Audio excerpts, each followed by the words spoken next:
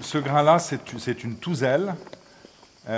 C'est un mélange, c'est une population de blé qui sont tous des touzelles, donc des touzelles de différents villages, de différentes provenances. Donc on l'appelle touzelle de Nîmes, mais il y a probablement 8 ou 10 variétés des provenances différentes de la région. Quand il est sur pied, on voit que les épis sont différents les uns des autres. C'est aussi c'est un très beau blé, ça fait des pains magnifiques.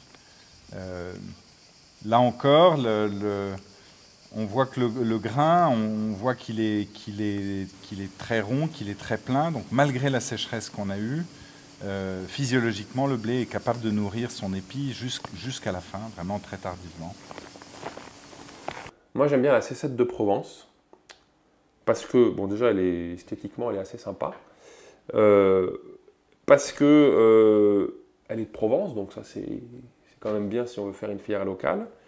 Et puis parce que, alors là, c'est le côté technique, hein, mais parce qu'en termes de rendement, c'est une variété qui est assez intéressante en rendement et en protéines, donc elle offre des bons compromis agronomiques et des bonnes performances agronomiques. Elle est haute en paille, donc ça c'est bien pour le bio parce qu'on va réussir à étouffer un peu les mauvaises herbes parce qu'elle va couvrir un petit peu rapidement. Ça nous fait de la paille, donc ça nous fait aussi de la matière organique pour le sol, donc ça c'est très bien. Et puis, elle est déjà panifiée par des paysans boulangers ou des boulangers. Donc on n'a pas, voilà, ça peut être une variété assez intéressante là, qui peut assez intéresser les acteurs, quoi.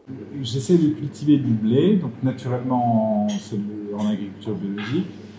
Et plus particulièrement, j'essaie de cultiver des blés qui sont des variétés qui viennent d'une sélection antérieure au moment où on a commencé à vraiment vouloir sélectionner sur la productivité, sur les taux de protéines, sur la longueur des pailles.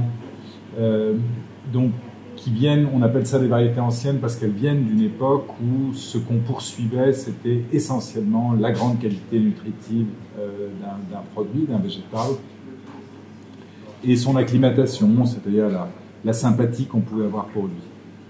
C'est la maîtrise de la filière par ceux qui la font. C'est ça le point le plus important pour moi là-dedans, c'est ça, quoi. C'est vraiment la variété paysanne, c'est là où ceux qui font les variétés paysannes maîtrisent le plus de choses, en fait. Ils maîtrisent une partie de ils maîtrisent la sélection, le choix des variétés, ils vont maîtriser la valeur ajoutée, ils vont des fois maîtriser la transformation chez les paysans boulangers.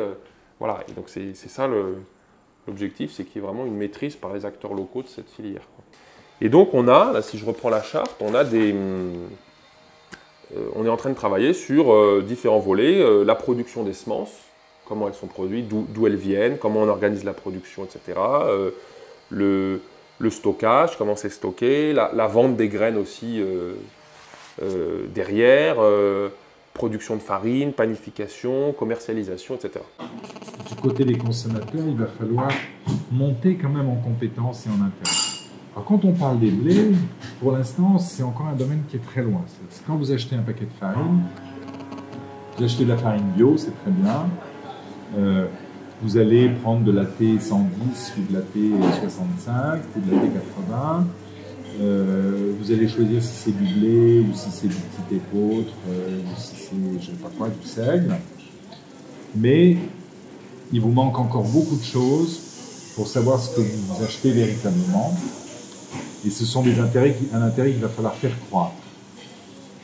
Mais demain, il faudra aussi qu'il y ait de la farine de C7 de Provence, il faudra qu'il y ait de la farine de Bladette de Provence, il faudra qu'il y ait de la farine de Touzelle à Nonne, il faudra qu'il y ait des farines comme ça, et que vous appreniez petit à petit, et vous y trouverez beaucoup d'intérêt comme consommateur parce que ce sont véritablement des goûts différents, des parfums différents, qu'on fait des pains différents avec tout ça, que dans un usage à la maison, on fera des pâtes à tarte ou des gâteaux qui auront des goûts différents avec tout ça.